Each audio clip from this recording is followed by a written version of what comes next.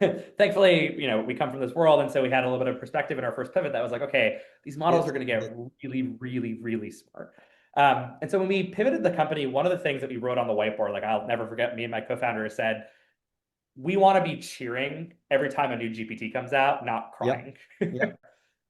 And so today, even though when you think structurally about like what Relu spends most of its time focusing on, we think about our problems as like, don't solve what we call agentic intelligence problems, because the agentic intelligence problems will solve themselves over time. Yeah. Got it. Solve problems that are for our particular use case and our particular scale. At this point, we throw 2 to 3 calls of the most powerful frontier models of the problem. They have like nearly 100% accuracy for us.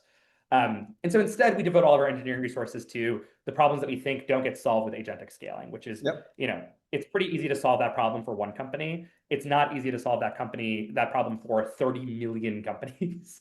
And so all of our engineering is devoted to that problem, not to the problem of like, literally in between an LM call, where's the intelligence? And like one thing I encourage a lot of entrepreneurs working in this space is like, how much of your engineering is going to making models smarter?